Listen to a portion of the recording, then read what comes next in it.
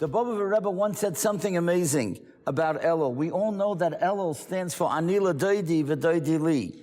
The simple meaning is, Ani L'Doidi, I am dedicated to my friend Kaviyachol Hashem, and hopefully Doidi Li, that Hashem will be dedicated to me and will bring me everything that I need. But the Babi Yar Rebbe said that it stands for Echad L'Chatos Ve'echad La'oila. What does that mean, Echad L'Chatos Ve'echad La'oila? So he said that sometimes when we stand in Elul and we look back at the previous year and we think, you know, I really didn't daven the way I was supposed to. I didn't learn as much as I should have. I didn't do as much chesed as I should.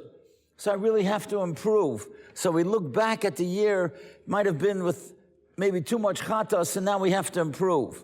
But then there are those people who look back at the year and they say to themselves, you know, I was at the daf every day. I daven with a minyan 3 times a day. I did chesed. I gave the right amount of tzedakah. So for that person, what does he do? He has to go higher and higher. A yid can never remain at the status quo. And so therefore, whether somebody's an echad lachatas yid or an echad la'oila, that's what Elul is all about, and come to elevate ourselves in Rosh Hashanah, Daseres Yemei Tshuva, Yom Kippur, until Hoshana Rabbah. Many of you know that I have the great schus every year to go to places where Yiddishkeit flourished. I've taken, since 2003, over 1,000 people, maybe it's already 2,000 people, to various places, whether it's Lithuania or Poland or Frankfurt, Prague, Vienna, Morocco, Spain. And this past summer, I went to a place that I had never gone to before, and that was in the Ukraine. Now, the Ukraine, of course, was the beginning. That's where all the Chassidish Rebbe started, whether it's the Baal Shem Tov and the Maggid of Mezrich. I was surprised to learn, I didn't realize that Rab Nachman of Breslov was actually a great-grandson of the Baal Shem Tov. Now, when they were alive, it wasn't called the Ukraine, it was Poland. But Russia eventually annexed it, and it became part of Russia and then part of Ukraine. And so we traveled different places. But the very first day that we were there, I took the people to a very, very sad place. Many of you may know of the place, and it's a place where 34,000 Yidden were shot, all at one shooting. And that place is called Babi Yar. It's right outside Kiev, and I told the people as we came there that Rab Chaim Kanievsky has said many times that any place where Yidden died, Al Kiddush Hashem, that is a Mokem Kodesh, and that is a place that is appropriate to daven there. And so we were going to go to this gorgeous forest, which we did, and we came. There's a big menorah that's in the center of the forest, and that's the monument and the memorial to those 34,000. It happened in September 29 and 30 in the year 1941. As we said, that was the largest shooting massacre in the entire war. Of course, we lost 6 million, but that so many people should be shot at one time, that's where it happened. I was just about getting ready to speak. I had my notes, I had prepared, I did a lot of research about everything that happened. And then all of a sudden, as I'm about to walk up to where that menorah is, where I was going to stand and speak, I noticed a stone. Now, when I was doing research, I didn't see a picture of that stone. And the stone was maybe 3 feet high and 2 feet wide, and there was a pasuk that was engraved on that stone. And that pasuk shook me to the core, because it was the absolute perfect pasuk for what we were about to witness and experience and talk about. And then it occurred to me that it's the perfect pasuk as we go into Elul as well. But the pasuk that is engraved on that stone is the words that Hashem says to Cain after he killed Hevel. Koil demei achicha tzayakim elayim min ha'adama. What a dramatic pasuk to put at Babi Yar. The bloods of your brother are screaming out to me from the ground. And I told the people that Rashi brings 2 explanations. Why does it say the bloods? He killed Hevel, he killed one person. So some say that Cain didn't know how to kill someone. So he stabbed him many, many times. And that's why Hevel, Rahman al-Islam, was bleeding from so many different places. That's why it says, Koil Demei, the bloods of Hevel. But then Rashi has another pshat. And Rashi tells us that it wasn't only Hevel who Cain killed, but it was his children and his grandchildren and his great-grandchildren. All the dairais that would come from Hevel were now gone forever. And I said to the people, if you make a cheshbon, that happened in 1941. if each of those 34,000 would be alive and each one had 2 children, so then they would have 68,000 children. And if those 68,000 had 2 children each, from those, it would be 136,000 grandchildren. And today, those people who are born in 1941 have already great-grandchildren, and that would be 272,000 Jews that would have been alive. So 6 million is a lie. It's not 6 million, it's 60 million. And 34,000, that's how many were killed that day. But really, it's the Deiros. And I said to them, when we think about that, as we approach Elul and Rosh Hashanah, we have to remember a certain Gemara, that everything that you do has an effect not only on you, but your children and your grandchildren and your great-grandchildren. And the Gemara Rosh Hashanah Lamed Beis tells us, Sifrei Chaim v'Sifrei Mesim Psuchim Lefanov. Now, we always think and we understand that when Hashem is making a judgment in the Yemei Hadin, so there's the Sefer HaChaim, who's going to go to the book of life, and Rachmana Litzlan, the Sefer of Mavas.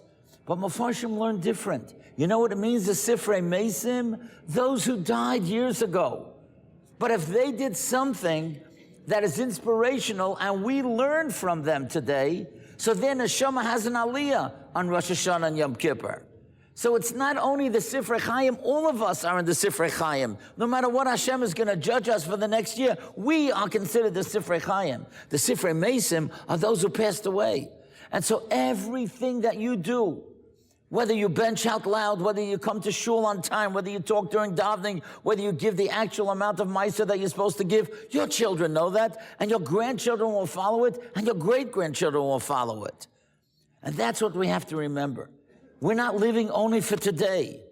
That which the Eivish has said to Cain about the future generations of Hevel, it goes for us as well. For every good deed that we do, or chas v'shalom, any other way.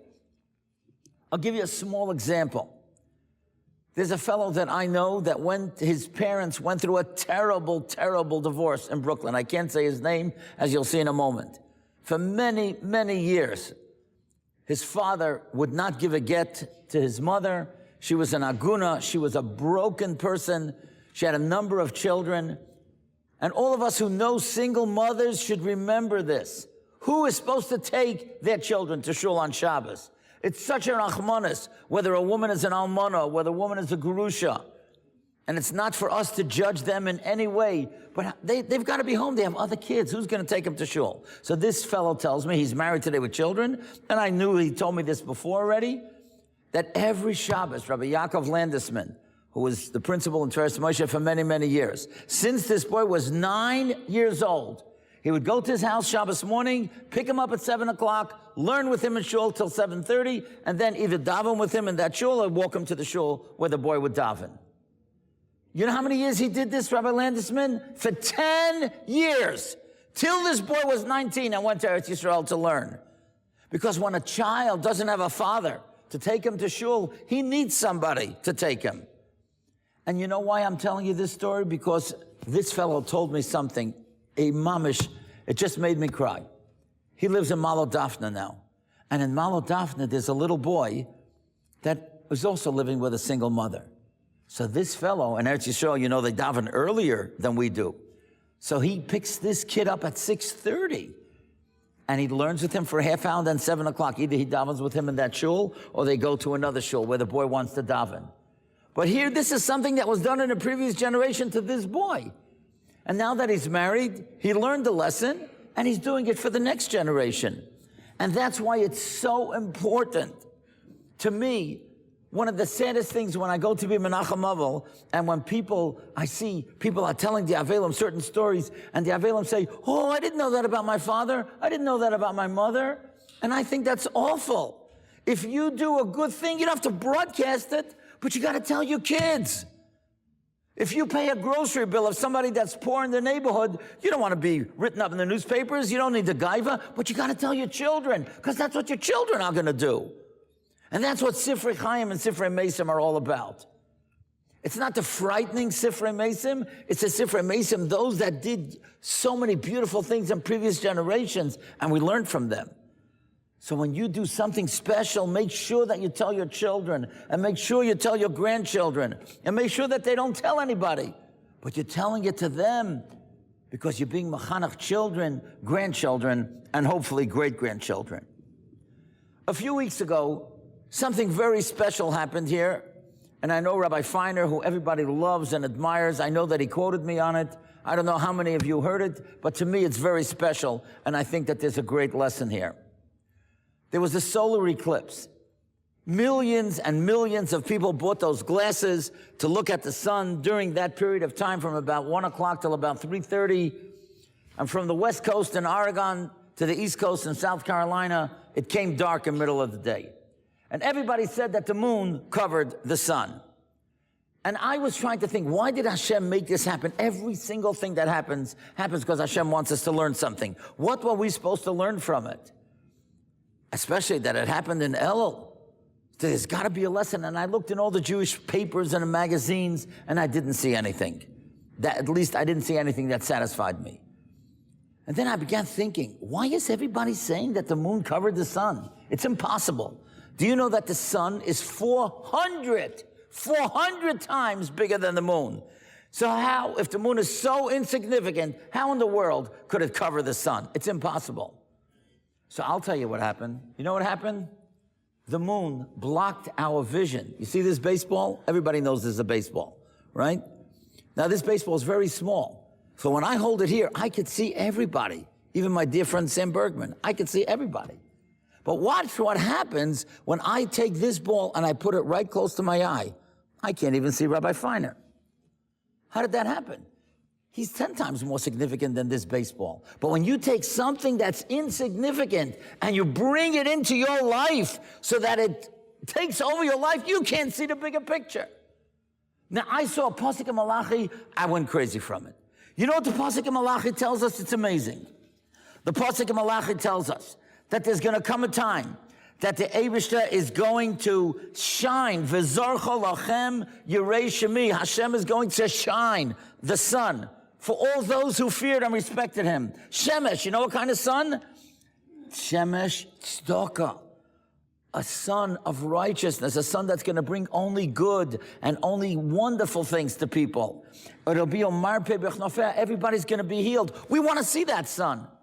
But if you take something that's insignificant and you bring it into your life, you can't see the sun, you can't see the bigger picture. And that's what we have to do in Elul. We have to learn what's important. And I'll tell you a great story that happened with two friends of mine.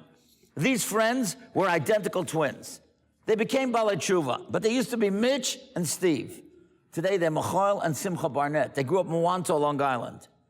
They were so identical, nobody could tell the difference. And they did everything the same. Same friends, same sports, same hobbies, same workplace, everything. So before they became Balei Tshuva, they joined bike clubs. They loved to bike all over the world. So one morning, Pesach morning, Simcha's sitting in my house for Kiddush, and he tells me this amazing story. He said that he went with a group of fellows, boys and girls, he wasn't from at the time, and they went to New Zealand. Now, I don't know if you know the geography of New Zealand. There's a North Island and a South Island and a body of water in between. It's called the Cook Strait. They flew to the North Island from America. They went by ferry over that Cook Strait, and then they started climbing the mountain, the bike path. And he said it was so hard to pedal because it was almost like going up a straight wall. And he said he noticed something very interesting. The guy ahead of him was carrying what they call a rucksack, but we call it a knapsack. And you know, if you have a heavy package, right, you know, you can't pedal. So what did the guy do? He opened up his knapsack and he threw out a heavy book, and he threw out, you know, a pliers, a tire, whatever that was heavy. And then he was able to pedal. And that's what Simcha told me, that's what he did. And then he told me when he became a Baal Tshuva, he realized that ride was the ride of the Baal Tshuva. Because if you want to get to the top of the spiritual mountain, he was carrying a lot of baggage that he had to get rid of. So that ride going up to that mountain, the South Island, that typified what he did later on when he became a Baal Tshuva. I was so moved by that when my son Avram Zela came home from another minyan about an hour later, I said to him, Avram, do you hear what Simcha said? It's amazing. He said, it's a pasuk. I said, what pasuk? And he said like this. Mi ya'ala b'har Hashem. Who's the one who can go up to the mountain of Hashem? Umi yakum b'mkoim kadshay, and who could remain up there in that holy place? Neki chapayim.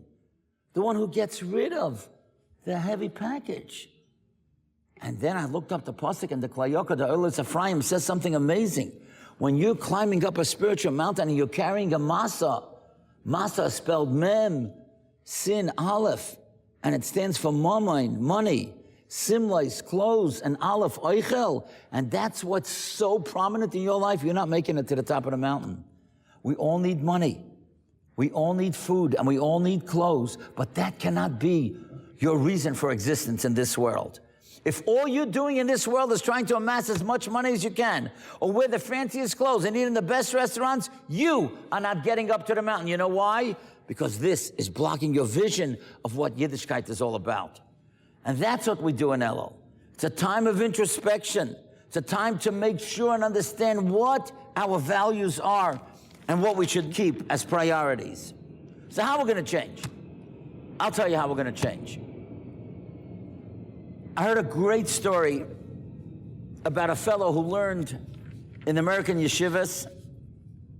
He learned in a kollel a couple of years, and then he became a businessman, and he became extremely wealthy. And he moved his family to Eretz Yisrael. And every once in a while, he would come back to New York to do business, and once in a while, he would go down to Miami to see his irreligious Israeli cousins who had moved from Eretz Yisrael, Nati and Zahava. Now, he knew every time he came to Nati's house, you know, Nati put on his yarmulke 5 minutes before. It sat on him like a little triangle. You know what these yarmulkes look like when you put it on 5 minutes before. And, of course, he could never eat in his house. They would go out to one of the many restaurants in Miami. Or sometimes they would get takeout food and eat on plastic or paper dishes. And what happened was about 3 years ago, he comes to Miami, and he goes into Nati's house, and the yarmulke fits, you know, gun's fine. Looks like it's been resting there for a while. And then he looks around and he sees the mezuzah, there's a mezuzah on every doorpost and a sefer on the table. And he says to him, Nati, did you become a Baal Tshuva? He says, you're not even here 5 minutes and you figured that out. That's amazing. How did that happen? He said, I'll tell you how it happened. He said, remember 3 years ago, you were here shortly after that. My wife and I were sitting, it was a very hot day in Miami. We were sitting on the porch, and all of a sudden we see very well-dressed people with shirts and ties and suits, and they're going down to the water. Now, in Miami, somebody goes to the beach, he doesn't go with a shirt and a tie. And I said to my wife, oh my gosh, it's Rosh Hashanah. These people are going to Tashlech. I couldn't believe it.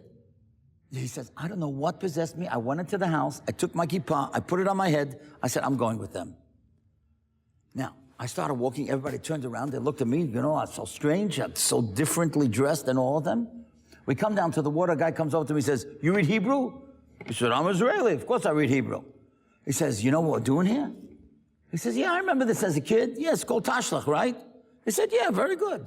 Would you like to say the chapter that everybody's saying? Yeah, I could read it. I read it, and I was about to go. And a guy comes over to me, and he says, excuse me, sir.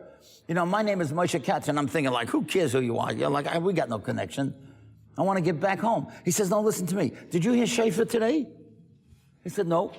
I haven't heard Shofar, not only today, I haven't heard it in the last 7 years. He said, listen, my name is Moshe Katz. I'm the Baal Tekeah. If you want, I could blow Shofar for you. Now, he says, I didn't remember that you blow Shofar at Tashlech. I don't know, maybe there's some new rules or something, but, you know, he wants to blow. I said, okay, go ahead, blow. Well, he starts blowing. Everybody's turning around. Whoever heard of Shofar at Tashlech? They thought Mashiach's coming.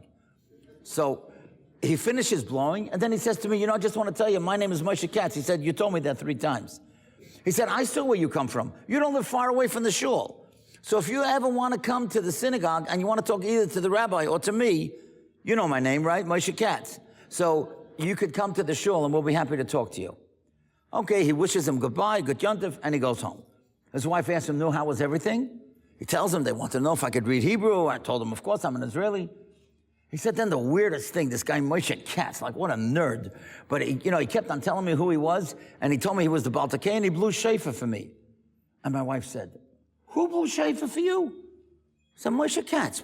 She said, you're sure Moshe Katz blew Shofar for you? I said, of course I'm sure. He told me his name 6 times. He said, I can't believe it. My Zaidi, who died years ago, his name was Moshe Katz. He was the Baal Tekeah in Bialystok. I can't believe it, that the same name, Moshe Katz blew shofar for you? Well, both of them couldn't get over, like, what were the chances of something like that happening? He said, for a few days we didn't do anything, then we decided we're gonna go to the rabbi. We come to the rabbi, he was so sensitive, he was so wonderful, he was so understanding, and he brought us back to tshuva. Well, this guy hugged and kissed his cousin, he couldn't believe it, and wherever he went, he told everybody the story. He comes back to Eretz Yisrael and he tells Rab Chaim Kanievsky the story. And he says to Rab Chaim, Rebbe, can I ask you a question? Rab Chaim says, of course. He says, Rebbe, I want to ask you, if Hashem wanted my cousins, Nati and Zahava, to become religious and to become Baal Tshuva, why didn't he send them Moshe Katz 10 years ago? That's a good question, right? If Hashem wanted them to become religious, why didn't they make something happen 10 years ago? And listen to what Rab Chaim said, and here's the answer. Here's the answer to change. Rab Chaim said, Hashem waits for a person to take the first step. When this guy took his kippah and he put it on his head and he decided he's going to Tashlich, Hashem said, now I can send a Moshe Katz. And that's what we have to do tonight. Tonight, we have to think about what we can do to take that first step. And I'll tell you something absolutely amazing. We all know the famous Gemara in Avodah Zarah, Yud Amud Beis. Yesh koina oilamoi b'shoachas. A person can conquer his world in one moment. What does that mean? A guy's in Hatzalah, and baby's choking, and the mother calls frantically, she's yelling, and Hatzalah comes, and this guy dislodges whatever's in the baby's throat, and he saves the baby's life.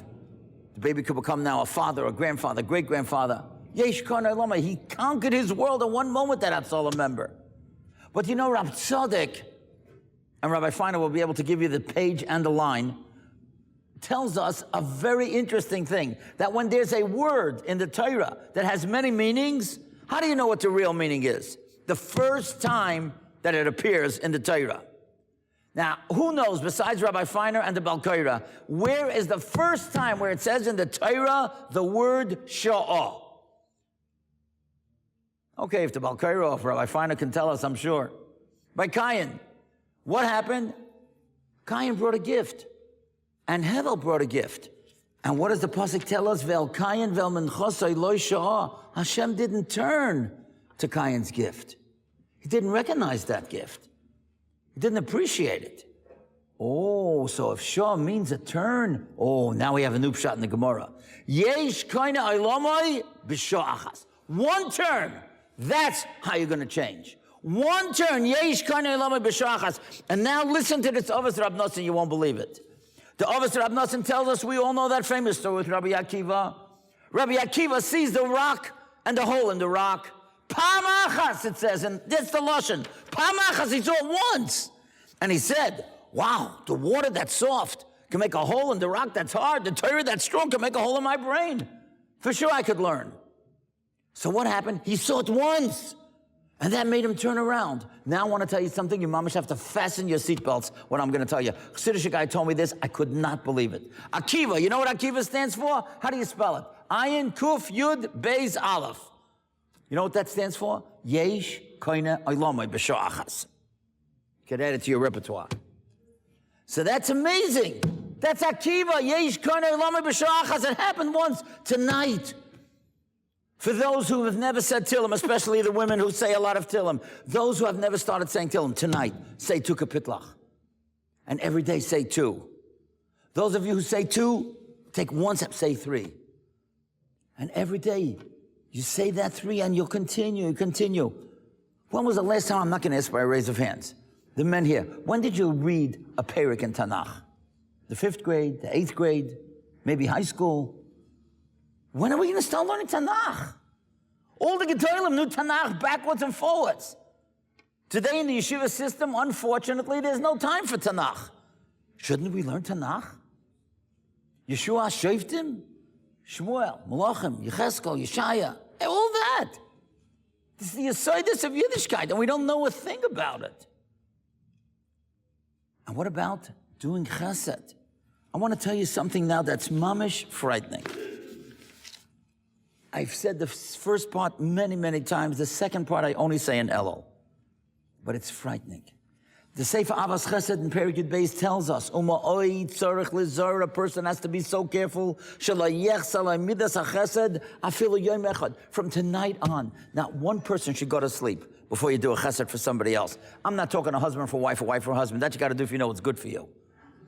But I'm talking outside the house. Some people say, oh, charity begins at home. Yeah, of course charity begins at home, but you don't become a Baal Chesed because you're nice to your spouse. You have a good marriage, but that doesn't make you Baal Chesed. And then he says, just like a person, every person is supposed to be careful. And I believe it goes for a woman as well. A woman can't learn Tanakh or Halacha or Musar. There's so much to learn. Every day you got to learn something. And there are many, many great organizations. TorahAnytime.com. You go on TorahAnytime.com. You go on Hidabroot.com. You go on Chazak.com. There's so much to learn today. It's unbelievable. So many wonderful people giving shiur, men and women. There's so much. You got to learn something every day. You got to do a chesed every day. Now this is what's frightening. In Avas Chesed Chelik Sheni Perek Daled, Kisha Osak B'Torah B'Vad, the Heilige Chofetz Chaim tells us, if somebody just learns, but he didn't do chesed the way he was supposed to, oy vey, what's going to happen? When he's looking to have chesed, it's not going to be there. Somebody could learn, that's great. He'll go straight to the Olam HaEmes, and he'll have a lot of reward. But you want chesed? You got to do chesed. And listen what he says. Somebody has a tzara. There might be a judgment. Rosh Hashanah's coming. Yom Kippur's coming. That's what he made. He says, we all need chesed. You cross the street, you need chesed. You get on a plane, you need chesed. You go to work, don't we all hear stories of things that happen? That the person's luck ran out? It's not luck, it's the chesed run out. We can't judge. It's not our thing to judge. We have to judge ourselves. Not one day should go by without you doing a chesed, even a small thing. When was the last time you called your grandmother in the nursing home? When was the last time you called your aunt who hasn't been out of the house in 3 months? Call her before Yontif. Make her feel special. Go through your contact list and see those people who are alone and don't have the wonderful life that you have. Many of us are blessed in many different ways, but there are many people that are not blessed the way you are. Think about it. Call them. Give them chizuk. Talk to them. You know, I have a whole talk about underlining in a siddur, which is not for now. But one of the things that I always tell people, every morning in the Hallelujahs, we say a great compliment about HaKadosh Baruch Hu. Haroifei l'shvurei leiv. Hashem is the one who heals the brokenhearted. You know what? The first 3 letters, I once heard a Chassidish Rebbe say something fabulous. What are the first letters of those 3 words? Hey, Lamed, Lamed. Haroifei l'shvurei leiv. That's Hallel. That's the biggest praise you could say on somebody. There's so many people, even in this holy Beis Medrash tonight, that are so broken for so many reasons. Family, health, finances, shidduchim, there's so many problems. But if you're able to call them, and you're able to commiserate with them, and you tell them, I'm davening for you, I'm thinking about you, and the person thinks, oh my gosh, that person, they care about me, somebody cares about me. That's haroifei l'shvurei leiv. That's beautiful. And that's what we have to do. You talk about chesed. I want to tell you something about chesed. I was in a shul in Suffern, New York, which is near Monsey. I was there for Shabbos because I had a bris there for Shabbos. I come Friday night. I don't know where to sit. I don't want to sit at anybody's seat. You know, everybody's got a mokum kavua. So I don't know where. I'm just walking around. The guy comes up to me and says, Rabbi Krohn, we have a seat for you. I said, oh, wait, very nice. Where's the seat? He said, we have a guest table. So I'm looking like in the back of the shul. You know, probably it's the last table in the back. He said, no, it's right up here, right behind the Baal Tefillah. I said, are you serious? He says, yeah, take a look. There's a table there, 5 chairs, 5 siddurim, nice white tablecloth. It's beautiful, very welcoming. 2 minutes later, the guy brings me a table stender. I said to him, sir, you just gave me a table, you know, a place to sit. You have to give me a stender.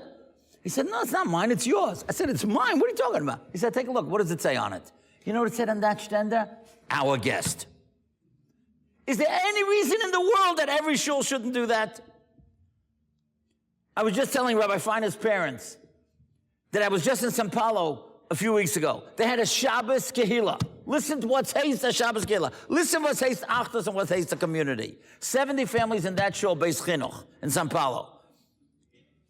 Every one of those families either had to invite somebody or was invited by somebody else that Shabbos. And you know something? You couldn't do the inviting because everybody's gonna invite their best friends, right? So there was one guy in shul that was designated. He said who should invite and who should be invited. That's a shul of Achtos. That's a shul of Chesed. That's what we got to do. We got to take one step in Torah, Tefillah, Chesed, whatever you choose. But Yesh Kana Lama B'Shachas. Tonight, we take that first step. And if you take that first step, that's what Elul is all about. So I just want to end just with this beautiful, beautiful Chassidish Avart that Rabbi Yitzchak Berditchever said, and we said over by his kever in the Ukraine. And he said like this. He once said this before Tkiyah Shofar. He said, Rabbeinu Shalom, you gave us the mitzvah Yom Teruah Yeh Lachem, that we should blow shofar. Hashem, we have given you thousands and thousands of koilos throughout the world in the most difficult circumstances. Hashem, all we're asking in return, just give us one. Tkah b'shofar gadol. Just give us that shofar, that one tkiyah. That's what we're waiting for. And I believe, b'leiv shalom, if we take that one step, Yesh Kana Lama B'Shachas, each in our own hearts, changes this Elul, and we elevate either our Torah, our Tefillah, our Chesed. Hopefully we can be zeicha to hear that Tkah b'shofar gadol. Hashem should bench each and every one of us with a good year, a gesund year, a year of Yeshuas and the Chomes, and only Simchas and good health. And we should be zeicha to see Mashiach in our time. Thank you for inviting me, and thank you for listening.